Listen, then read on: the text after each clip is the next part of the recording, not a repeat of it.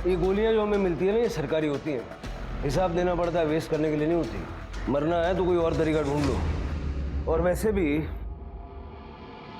सारा शहर जानता है कि तुम एक अपराधी हो। अगर मैं अपराधी है तो मारना मेरे को। अबे काय को कायर बन रहा है तू? कि एक बात याद रख, अगर मेरे घर के किसी भी सदस्य को तूने हाथ भी लगाया ना, तो ये साला सारा दशक जल उठेगा और हर एक की मौत का जिम्मेदार तू खुद होगा। अगर तू चाहता ना कि ये सब ना हो तो अपना बोरा बिस्तर बांध और निकल मुंबई। और हाँ,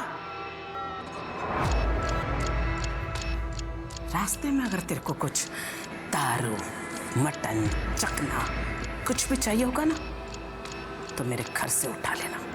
मैं शराब नहीं पीता और शुद्ध शाकाहारी।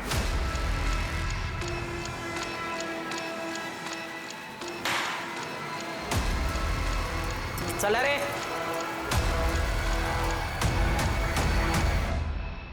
एनकाउंटर स्पेशलिस्ट अपमान के बाद चुप नहीं बैठने वाले थे और नतीजा यह हुआ कि आई साहब के 2 और वफादारों की बलि चढ़ गई। जहां आई साहब इस बात से आग बबूला थी, वहीं उसके हाथ भी बंधे हुए थे। वो बहुत अच्छे से जानती थी कि मुंबई से आए हुए ऑफिसर्स को अगर कुछ भी हुआ तो इसका अंजाम बहुत बुरा होगा।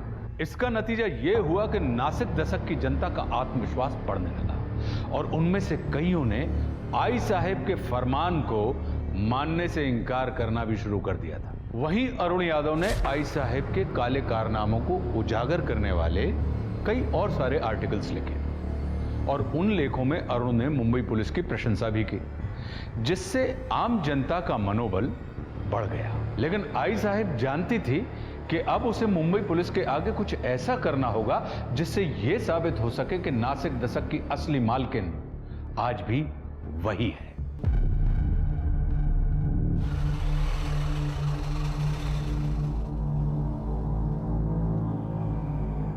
तुम चेकअप करके सीधा घर चली जाना, मैं आते हुए सब्जी लेकर आऊंगा। आते वक्त आम का अचार भी लाना, खाने का बड़ा मन कर रहा है। सगळं काही आणतो बायको।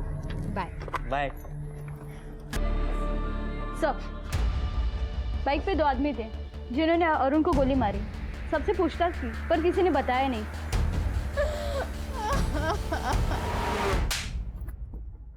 ये काम ढंग से नहीं होता तुम लोगों से। आई साहब मेरी गन नहीं अटकती ना तो मैं माँ कसम उसको भी ठोक देता। अब पूछो प्रकाश बाबू से। प्रकाश बाबू बोला ना वो। ये देख रहे हैं, ये कभी नहीं अटकता। साहेब नाही, आई साहेब नाही, आई साहेब नाही, प्लीज मला एक चान्स द्या, मी करून दाखवतो तुम्हाला, प्लीज आई साहेब नाही एक। अगर तू मेरा भतीजा नहीं होता ना तो अब तक तेरी उंगलियां उड़ चुकी होती। देशमुख, अब एक और गलती नहीं, एक कही वाईट बातमी मला ऐकायला नाही आली पाहिजे। ये अच्छी बातमी हो सकती है आई साहब। मीना ने किसी का नाम लेने से इनकार कर दिया, लेकिन उसने कहा है कि मेरे बच्चे को इस दुनिया में आने का मौका दीजिए प्लीज। फिर आप जो कहेंगे वो मैं करूंगी। हो प्रकाश, अगर इस वक्त खन्या होता तो वो क्या करता है ऐसे में?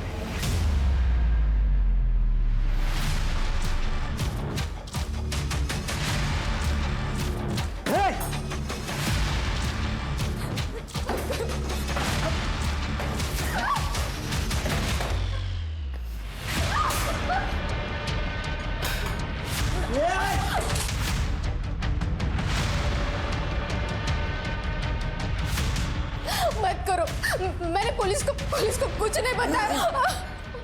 पता है मुझे, लेकिन ये ट्रेलर था ताकि बच्चा होने के बाद भी तू किसी के सामने अपना मुंह ना खोले, वरना उसके बाद क्या होगा हे समजायला तू हुशार आहेस।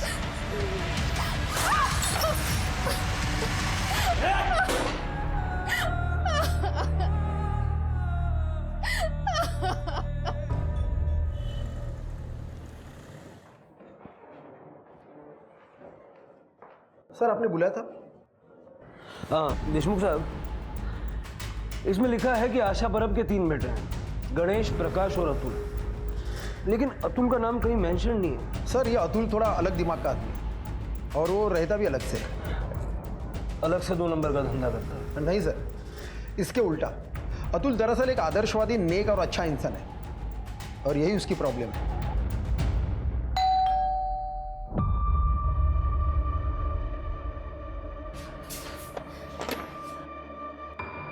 मैम आप आइए ना।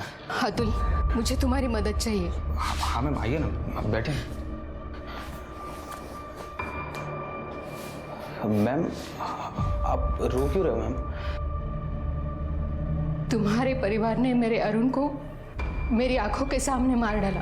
किस्मत से मैं बच गई। शायद भगवान चाहते थे कि मैं मेरे बच्चे को जन्म दे सकूं, पर तुम्हारे भाई ने मुझे और मेरे बच्चे को मारने की धमकी दी है।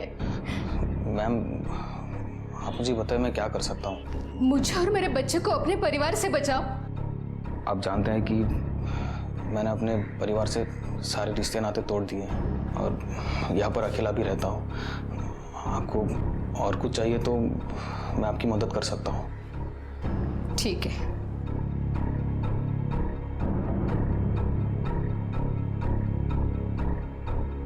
याद है तुम्हें अतुल, जब तुम 12th क्लास में थे और पूरे डिस्ट्रिक्ट में फर्स्ट आए थे, तुम्हें गोल्ड मेडल मिला था जिसे तुम मुझे डेडिकेट करना चाहते थे। तुम मुझे गुरु दक्षिणा भी देना चाहते थे, लेकिन मैंने कहा कि मैं समय आने पर तुमसे मांग लूंगी। हाँ मुझे याद है। अब वो समय आ गया है अतुल। मुझे और मेरे बच्चे को अपने परिवार से बचा लो अतुल। यही मेरी गुरु दक्षिणा है।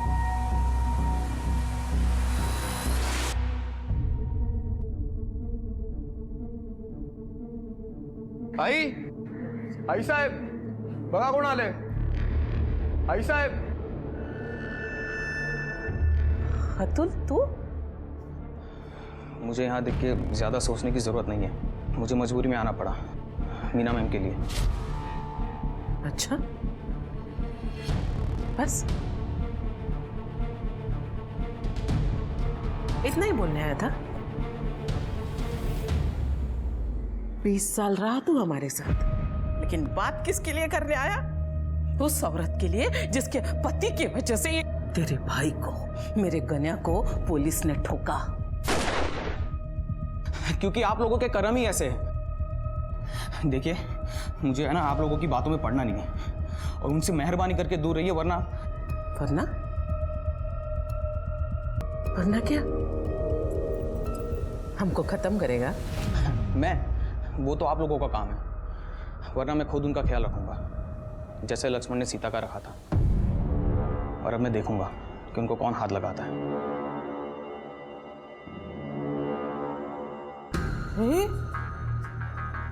हा कसा माझ्या पोटी जन्माला आला? इसमें तो मेरा एक खून का कतरा भी नहीं है रे। तुमच्यावर गेलाय तो, इसीलिए ना वो तुम्हारी तरह नपुंसक निकला।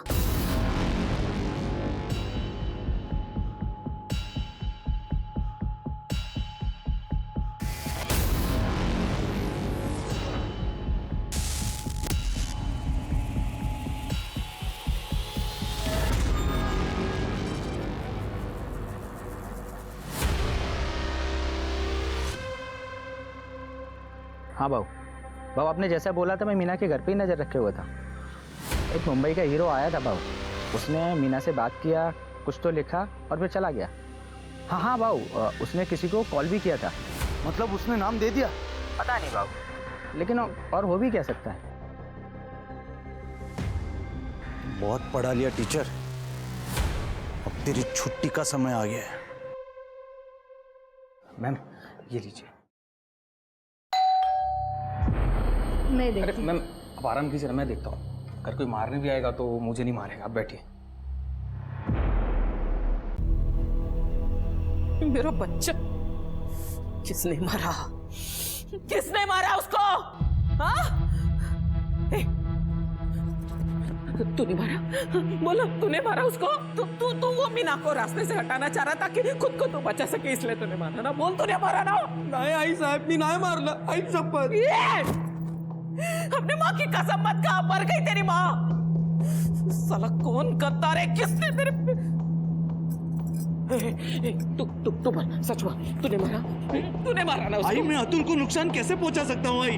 अरे तो किसने मारा?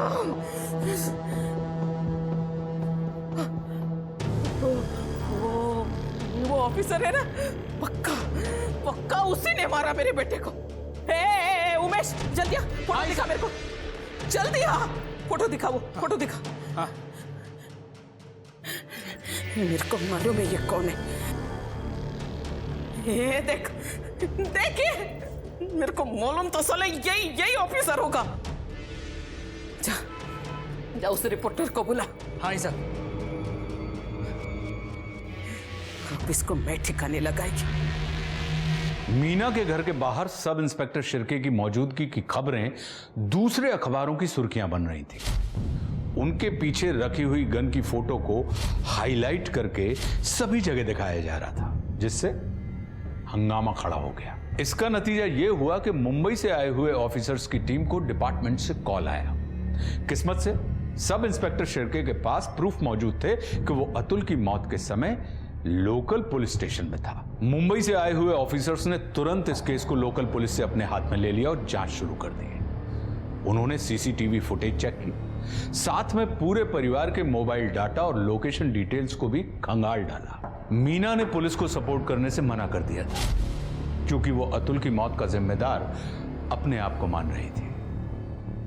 और जब सबको ऐसा लगने लगा कि अब पुलिस के हाथ में कुछ भी नहीं बचा है, तभी पुलिस को एक लीड मिली। सर, अतुल के मर्डर के 15 मिनट पहले सूरज के फोन की लोकेशन और 10 मिनट पहले प्रकाश के फोन की लोकेशन मीरा के घर की थी। उसके बाद ये दोनों अपने घर आ गए थे। फोन रिकॉर्ड से पता चला सर। देशमुख को बुलाओ। ठीक है सर। मुझे प्रकाश और सूरज की पूरी कुंडली चाहिए। सर, मैंने आपको पहले ही बोला था कि ये प्रकाश गुस्सेल दिमाग का आदमी है, हर वक्त गुस्से में रहता है, छोटी छोटी बात के लिए किसी का भी मर्डर कर सकता है। सर, ये प्रकाश गणेश को पसंद नहीं करता था, क्योंकि ये गणेश आई साहब का फेवरेट था, और ये भी पता चला है कि आई साहब के बाद वही गद्दी चलाएगा। लेकिन प्रकाश गणेश के अंडर काम करना नहीं चाहता था। सर, रही बात अतुल की, तो किसी की गिनती में भी नहीं आता था। हाँ, लेकिन सूरज वो जल्द से जल्द गद्दी पाना चाहता था।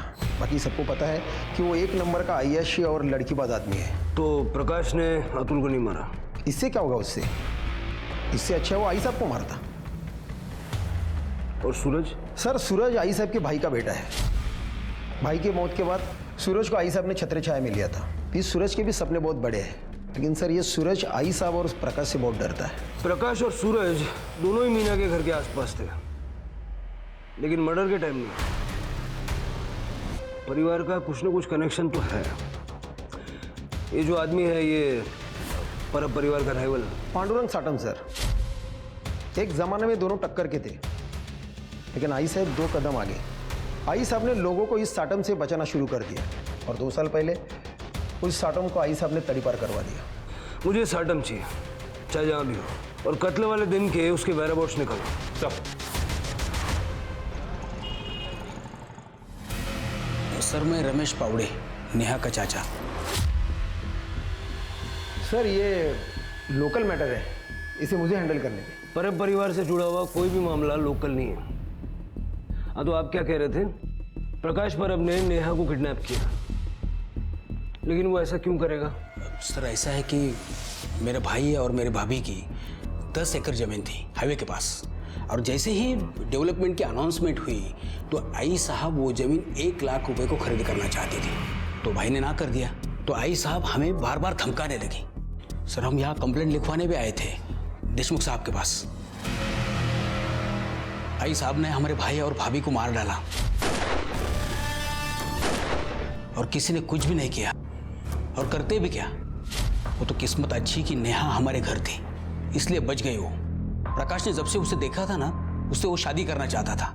सर, आप ही बताइए, जिस लड़की के माँ बाप को जिसने मारा है, उससे वो शादी कैसे करेगी? इसलिए प्रकाश ने नेहा को किडनैप कर लिया।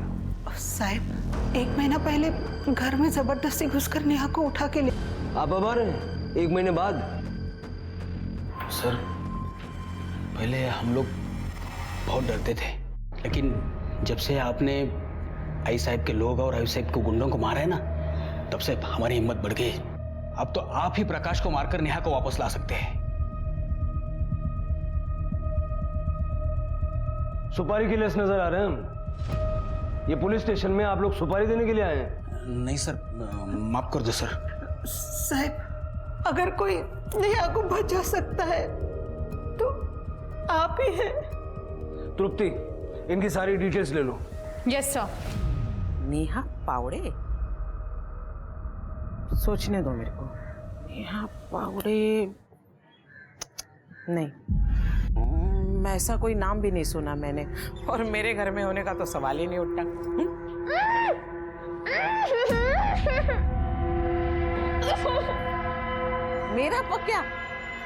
मेरा पक्या क्यों उसको जबरदस्ती उठा के लाएगा? मेरे पक्या के आगे तो 100 लड़कियां ऐसे बिछ जाती है। तरस आता है मुझे ऐसी लड़कियों पे। नेहा के चाचा ने FIR किया, आपके घर की तलाशी लेनी होगी। पूरा घर चेक करो अच्छे से। एक मिनट, वारंट है? नहीं ना? क्या है ना इंस्पेक्टर साहब, थोड़ा बहुत कानून मैं भी जानती हूँ। माहिती ठेवा भी लगते हो, और अच्छा नहीं लगे ना मेरे पंटर लोग जो है ना मुंबई की हीरो को ऐसे कॉलर से पकड़ के ऐसे फेंक देंगे तो बेइज्जती होगी तुम लोगों की। अच्छा तो नहीं लगे।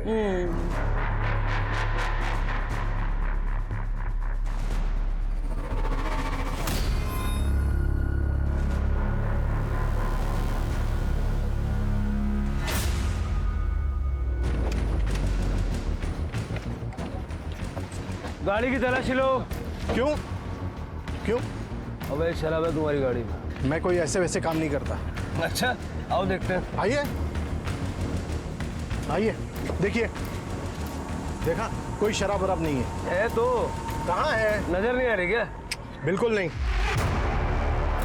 अरे हटो, ये क्या कर रहे हो? अरे ये क्या दिख रही है शराब? ये सही नहीं कर रहे इंस्पेक्टर। फोटो खींच। अरे ये क्या कर रहे हो? अरे खींच गाड़ी का नंबर, मुद्दा माल, इसको अरेस्ट करो और इसके घर का सर्च वारंट निकालो। ये सही नहीं है इंस्पेक्टर।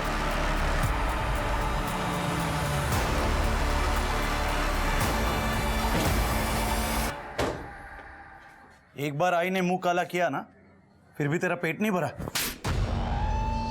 ए पक्या, रुक जा। अगर इन लोगों ने दोबारा यहाँ आने की हिम्मत की है, इसका मतलब ये पक्का वारंट लेकर आए।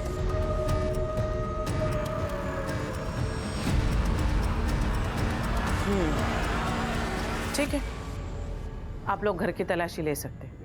एक मिनट। तलाशी के पहले मैं आप लोगों को किसी से मिलाना चाहती हूँ। सुन भाई, बेटा बाहर ये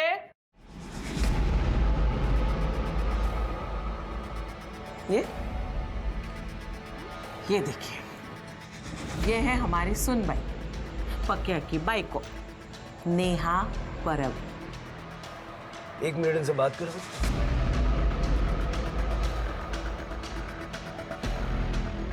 क्या नाटक है? सब कोई नाटक नहीं है। प्रकाश मेरा पति है। देखो नेहा, तुम्हारे चाचा चाची ने कंप्लेंट फाइल की है। इन लोगों से डरने की जरूरत नहीं। साहब, मैं नहीं जानती कि चाचा जी ने आपसे क्या कहा, क्यों कहा। मैं बस ये जानती हूँ कि मैं अपनी मर्जी से प्रकाश से लगन की। देखो नेहा साहब, बच्ची इतना बोल रही है तो मान लीजिए ना, विश्वास कर लीजिए। पक्या, फोटो देखो।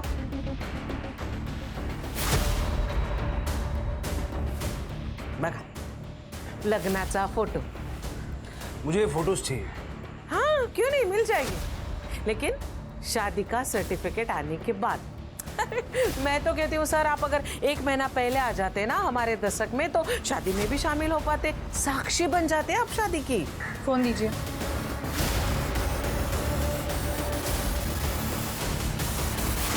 सर, फोटोज मिल गई है।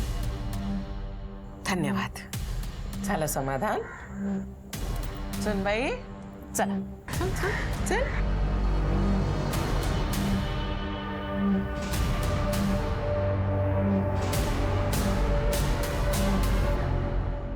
पावड़े दंपति को ढूंढो। अगर नेहा का ये हाल है तो हो सकता है कि प्रकाश या आई साहब ने उनको किडनैप किया। Yes sir. मुझे ये नहीं समझ आ रहा है कि नेहा ने ऐसा क्यों कहा कि वो अपनी मर्जी से शादी करके वहां रहती है। और उस फोटो वाले पंडित को भी ढूंढो।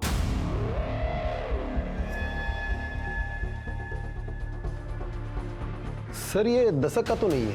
ये केस के लिए बहुत इंपॉर्टेंट है, इसको ढूंढना होगा। ये फोटोग्राफ मुझे भी सेंड करो। सर मैं भी ढूंढता हूँ। सर, परब परिवार के फोन लोकेशंस चेक करने के दौरान एक इंपॉर्टेंट इन्फॉर्मेशन हाथ लगी है। गणेश के एनकाउंटर वाले दिन सूरज उसके साथ था, लेकिन उसके बाद वो गायब हो गया। Hello hello. हाँ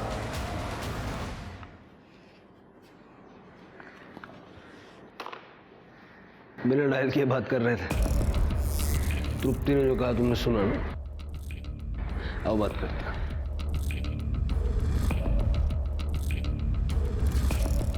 अंदर जो कुछ सुना जाके आई साहब को बता दो। अरे सर मैं कैसे आई साहब को बताऊं?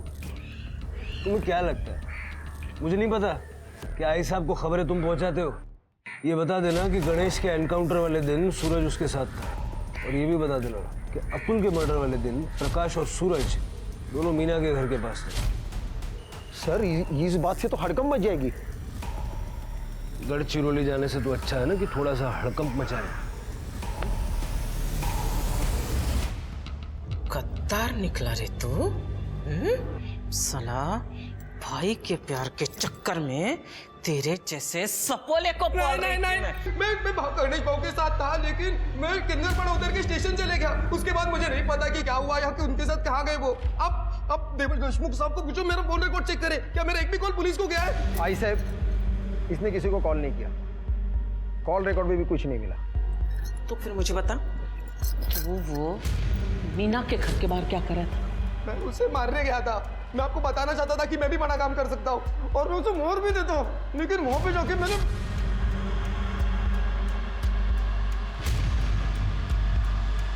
मैंने अतुल भाव को देखा। भाई शपथ में वहां से निकल गया उसके बाद। आई ये सच कह रहा है। मैं उस दिन वहां पर गया था ये चेक करने कि इसने अपना काम ठीक से किया है कि नहीं तो मैं ही उस मीना को मार देता। लेकिन जब मैं वहां पर गया तो अतुल को वहां पर देख के मैं भी चौंक गया। आई फिर मुझे लगा कि कोई दूसरा प्लान बनाना पड़ेगा। हाँ सर, इनके लोकेशन रिकॉर्ड से कंफर्म होता है कि ये दोनों सही कह रहे हैं। किसने मारा? किसने मारा मेरे अतुल को?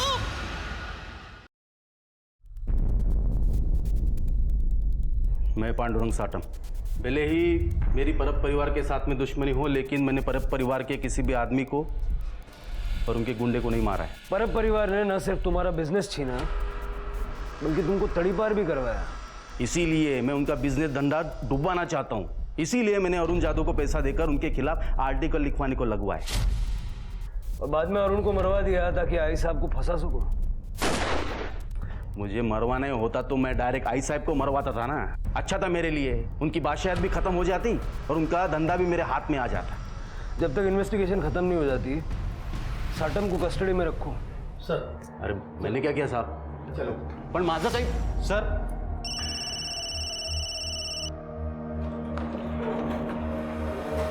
सर पावड़े फैमिली मिसिंग है।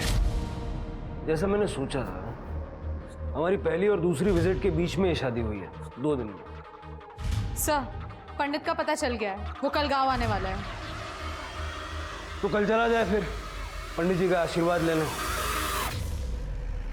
हो साहिब, मैंने ही 1 महीने पहले इन दोनों का लगन करवाया था। पक्का? हाँ साहिब, परब परिवार को कौन नहीं जानता है, इसलिए मुझे अच्छे से याद है। बात तो आपकी सही है और आप ठहरे भगवान के आदमी, झूठ थोड़ी बोलेंगे। चलिए घर छोड़ देता हूँ आपको। पंकज के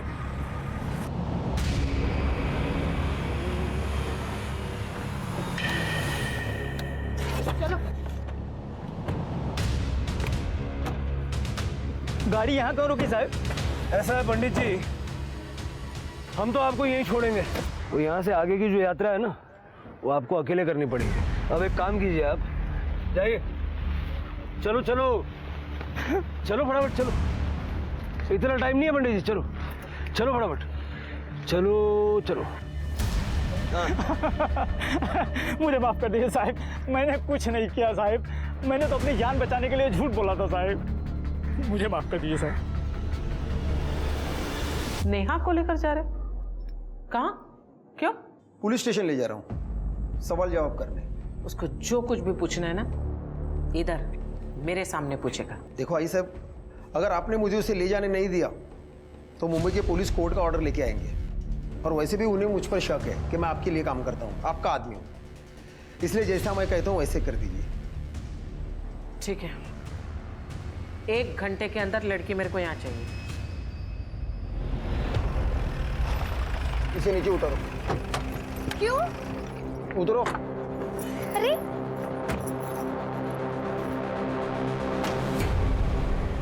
चलो उस गाड़ी में बैठो। लेकिन क्या हुआ है? जैसा कहा जा रहा है वैसा करो तुरंत। चलो चलो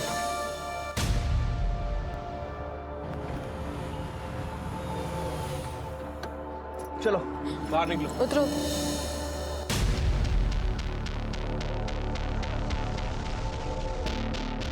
तुम जा सकती हो। नहीं नहीं, आप लोग मुझे मार दोगे ना? साहब आई एम सॉरी, मुझसे गलती हो गई। वो लोग ने मेरे को मजबूर किया था झूठ बोलने के। हम जानते हैं तुमने कुछ गलत नहीं किया, इसलिए तुम अपने चाचा चाची के पास जाने के लिए आसाद। आपने ढूंढ लिया उन लोगों को? वो सुरक्षित है और तुम लोगों को आई साहब से डरने की जरूरत नहीं है। आई साहब की बादशाहत अब चंद दिनों के मेहमान है। Thank you sir. जाओ।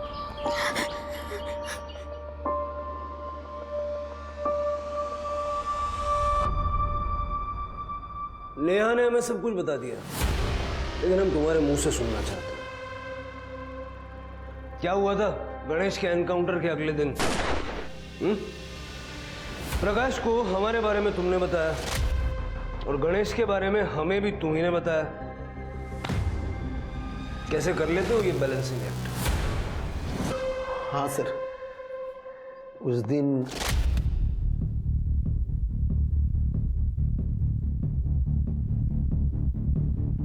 क्या हुआ? अपने भाई गणेश को बोलिए कल सुबह तक घर के बाहर ना निकले। उसका एनकाउंटर तय हुआ है। मुंबई से एक टीम आई हुई है। और फिर भी गणेश हमें मिल गया। मतलब प्रकाश ने गणेश को रोका ही नहीं। वो चाहता था कि उसका एनकाउंटर हो जाए। मुझे लगता है अतुल को भी उसी ने मारा है, क्योंकि फिर तो वही बचता ना अकेला, परब खानदान का वारिस। सर वो मुझे कुछ पता नहीं, लेकिन अतुल के मौत के कुछ दिन पहले प्रकाश ने मुझे आई साहब को एक मैसेज देने के लिए बोला था। सुन, तू आई को बोल कि तूने अतुल को एनकाउंटर के बारे में बोला था, लेकिन उसने गणेश को बताया नहीं। आई साहब आप विश्वास रखिए, मी खरा बोलते हैं। उस दिन मैंने अतुल को मैसेज दिया था कि गणेश को घर से बाहर निकलने को ना कहे, लेकिन ये समझ में नहीं आया कि अतुल ने गणेश को बताया क्यों नहीं। मैं खुद जाता हूँ मैसेज देने, लेकिन वो मुंबई से टीम आई थी इसलिए मैं जा नहीं पाया। तो अतुल ने गणेश को बताया क्यों नहीं? हरामखोर, साला गद्दार। आई साहब ने अतुल को मारा? मालूम नहीं सर, लेकिन उस दिन मैंने उनकी आंखों में खून देखा था।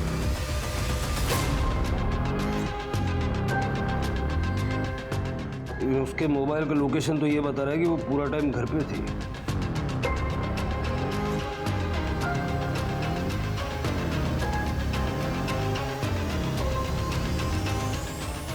यहाँ मैं अतुल के कातिल को ढूंढने की पूरी कोशिश कर रही हूँ, आप मुझे पे इल्जाम लगा रहे। हमने विठल से पूछताछ की लॉकअप में। अतुल के कत्ल के समय मीना के घर में वो था। पहले हमें लगा कि उसने ही अतुल को मारा है, लेकिन बाद में उसने हमें बताया कि उस वक्त आप भी वहां मौजूद थी। वो तो सिर्फ आपके साथ था। झूठ बोल रहा है वो। हमारे पास प्रूफ है। ये सरोता, इस पे आपके फिंगरप्रिंट्स हैं जो ये प्रूव करते हैं कि अतुल को आपने मारा। आपके हाथ में ये सरोता जब मैंने देखा ना, तभी मैं समझ गया। उस दिन जब देशमुख ने मुझे बताया कि अतुल ने गन्या को उसका निरोप दिया ही नहीं, जिसके कारण मेरे गन्या का खून हुआ, तभी मेरा माथा ठनका। तभी मैंने सोचा कि अतुल को उसके किए की सजा मैं देकर ही रहूंगी। मेरा फोन घर पे था, इसलिए मैं वैसे ही चली गई विट्ठल के साथ। मुझे लगा कि शायद ये बात पुलिस के नजर में नहीं आया, इसलिए मैंने राहत की सांस ली और ये नया हरकत लेकर आ गई। बात तो आपकी सही है।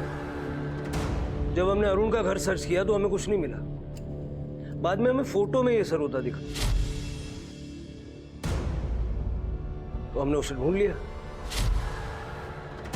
एक और बात, गणेश के एनकाउंटर के बारे में देशमुख ने अतुल को नहीं, प्रकाश को आगाह किया था।